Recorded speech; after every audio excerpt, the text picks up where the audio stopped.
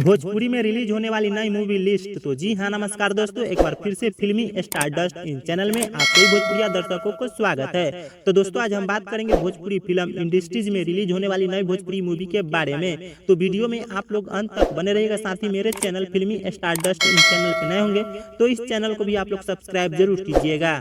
तो दोस्तों, first movie का नाम है सास बहू की पाठशाला। इस मूवी के फर्स्ट लुक आउट कर दिया गया है, जो कि आप लोग स्क्रीन में देख सकते हैं। मूवी के ट्रेलर को 21 जून के सुबह 11 बजे भोजपुरी सिनेमा के यूट्यूब चैनल पर रिलीज किया जाएगा, तो आप लोग जरूर देखिएगा। मूवी में स्टार कास्ट में नजर आएंगे Bhojpuri hot cake Anjana Singh, Anshuman Singh, Manoj Singh, tiger, विधा सिंह के साथ कुछ और स्टार कलाकार, और एक पारिवारिक कॉमेडी मूवी होने वाली है। दूसरी मूवी का नाम है सास। इस मूवी के फर्स्ट लुक आउट कर दिया गया है, जो कि आप लोग स्क्रीन में देख सकते हैं। मूवी में स्टार कास्ट में नजर आएंगे भोजपुरी एक्शन सम्राट मनोज आर पांडे के साथ कुछ और स्टार कलाकार। मूवी के ट्रेलर को बहुत जल्द रिलीज किया जाएगा और यह एक एक्शन मूवी होने वाली है। तीसरी मूवी का नाम है मायके का टिकट कटा दे पिया। इस मूवी को 21 जून के सुबह 8 बजे B4U भोजपुरी के यूट्यूब चैनल पे रिलीज किया जाएगा, तो आप लोग जरूर देखिएगा। मूवी में स्टार कास्ट में नजर आएंगे भोजपुरी क्वीन रानी चटर्जी के साथ कुछ और स्टार कलाकार, और यह एक पारिवारिक लव स्टोरी मूवी होने वाली है। चौथी मूवी का नाम है हमार नाम बा कन्हैया। इस मूवी के ऑफिशियल ट्रेलर को गिरिराज म्यूजिक के यूट्यूब चैनल पे रिलीज कर दिया गया है, तो अब आप लोग जाकर देख सकते हैं। मूवी में स्टार कास्ट में नजर आएंगे भोजपुरी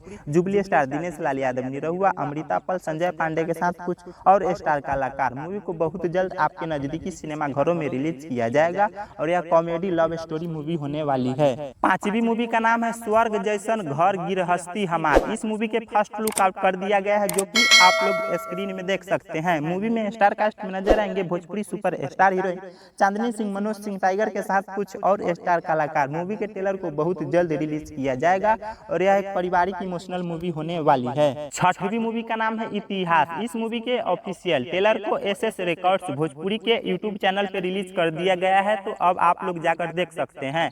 मूवी में स्टार कास्ट में नजर आएंगे भोजपुरी देसी स्टार समर सिंह, ऋचा दीक्षित के साथ कुछ और स्टार कलाकार। मूवी को बहुत जल्द आपके नजदीकी सिनेमा घरों में रिलीज किया जाएगा और एक एक्शन इमोशनल मूवी होने वाली है।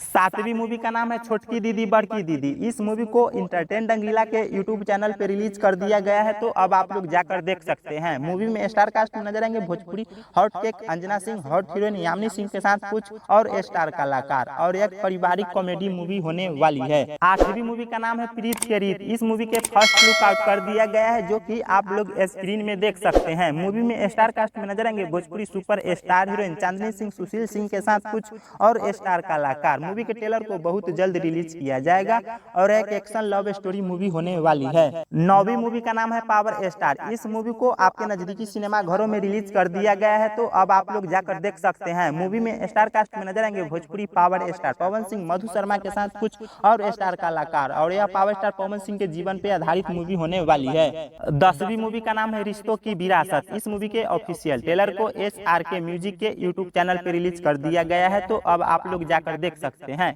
मूवी में स्टार कास्ट में नजर आएंगे भोजपुरी एक्शन किंग यश कुमार मिश्रा, महानायक कुणाल सिंह के साथ कुछ और स्टार कलाकार। मूवी को बहुत जल्द बल टेलीविजन प्रीमियर में चलाया जाएगा और एक पारिवारिक इमोशनल मूवी होने वाली है। 11वीं मूवी का नाम है कुश्ती। इस मूवी के फर्स्ट लुक आउट कर दिया गया है, जो कि आप लोग स्क्रीन में देख सकते हैं। मूवी के ट्रेलर को इसी महीने रिलीज किया जाना था, लेकिन कोई टेक्निकल इशू के कारण इस मूवी के ट्रेलर को अभी फिलहाल रिलीज नहीं किया जाएगा।